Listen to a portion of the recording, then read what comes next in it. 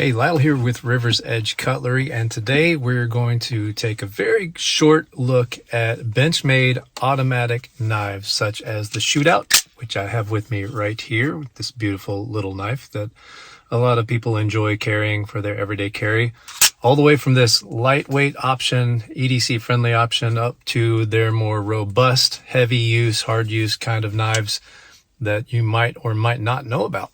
Benchmade has a lot of automatic knives. We're going to look at 5 of them today. So let's get back to the table and we will check them out together.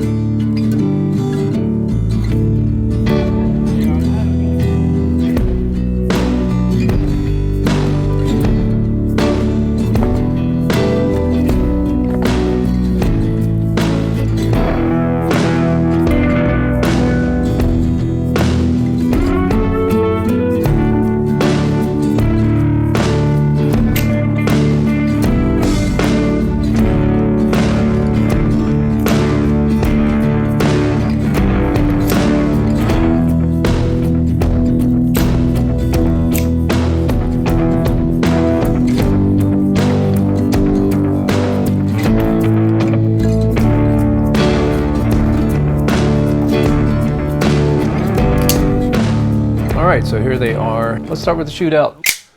It's pretty cool. It's an 8.2 inch long knife with a 3.5 inch blade. This is a drop point flat earth crew wear blade. The drop points were a recent addition to the Shootout line. There's been a lot of excitement about that. The carbon fiber elite scales feel more solid than plain grivery.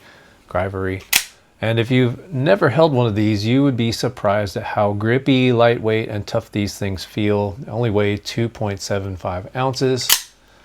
And yeah, I know some people who this is kind of one of their main everyday carries that stays in their pockets quite a bit.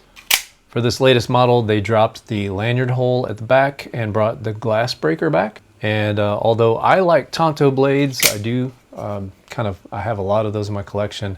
I really like the drop point for this particular knife a little bit better. And there you go, that is the Benchmade Shootout. On to the next.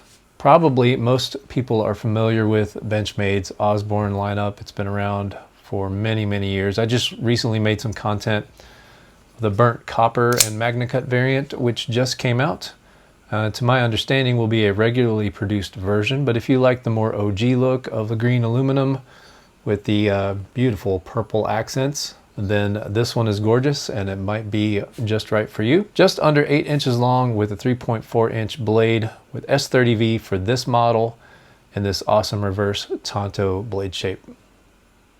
This has been a staple in many collections for so many years, and with good reason. These are really cool knives. Perfect EDC, also pretty tough, has a secondary lock on the back. There you go. Benchmade Osborne Auto.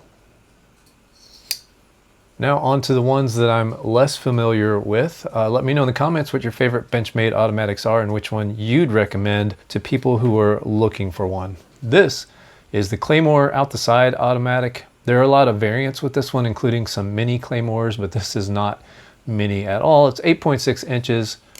With a 3.6 inch CPM D2 steel blade. That's the powder metallurgy D2, which is, in my understanding, makes for a more consistent steel composition and may offer some increased performance and heat treat and end results. These grivery scales are really robust. There's definitely some good ergonomics going on right here. The action is very, very, very snappy.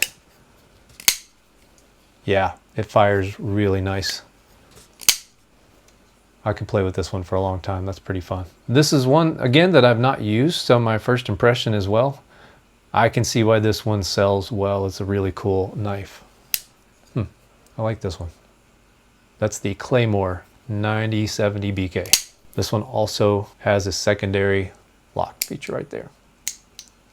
All right, on to the next. I guess I'm sort of familiar with this guy. This is the automatic Adamus with tan G10 and CPM crew wear with a gray Cerakote finish. 8.9 inches overall length. This is a big knife, big beefy knife. 3.78 on the blade length. These come in multiple variations as well. And the reason I say I might be a little bit more familiar with this one is that I frequently carry my manual mini Adamus, in crew wear, and yeah, it's a tank. Even a little bit smaller size. Let me get this in the shot a little bit better. Yeah, so there's the mini manual versus the full-size automatic. Definitely a big knife. And this one feels like a big knife too because it's so robust. So yeah, I guess I do have a little bit of experience with the Adamus family. I also owned one of the fixed blades back in the day. Yep, I really enjoy my own mini Adamus, so I've been looking forward to this. It's unique in the fact that it's an auto with an axis lock actuation. It has an interesting secondary safety lock near the spine, near the thumb ramp here that you have to push, kind of push in and pull down, and it feels really secure.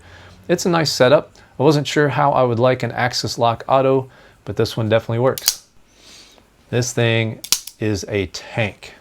And hey, I kind of forgot to put this in the main video. You saw this in the unboxing, but this is the really sweet sheath that comes with the full-size Adamus automatic, with probably multiple ways that you could use this to carry your automatic knife. There you go. And the last one on the table today is the Autocrat. This is an 8.75 inch out the front flat ground dagger blade that's 3.7 inches long, featuring CPM S30V on the blade with a black DLC coating.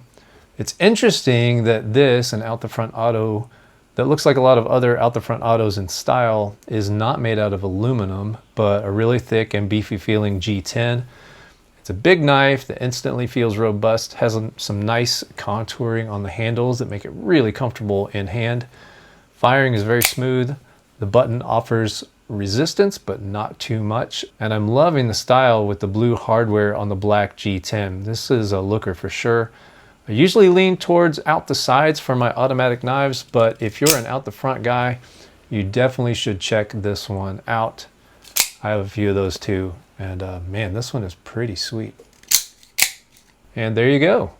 So there's a quick overview of some of the Benchmade automatics that are out there. This is not all of them. And as always, you got to know your local knife laws on owning and carrying automatic knives. Every state is different and laws change pretty regularly, it seems. So make sure you keep up on that. A good resource for that is akti.org. That's the American Knife and Tool Institute. They have a pretty good comprehensive map of the United States. Do you own or carry any automatics? That's definitely a smaller point of my collection, but I always do enjoy a fast-firing automatic knife. It's fun. I find the engineering pretty fascinating. What are some of your favorites that you have and that you would recommend to others? Let us know in the comments below, and be sure to subscribe and check out our other video content. Thank you so much for watching, and have a great day.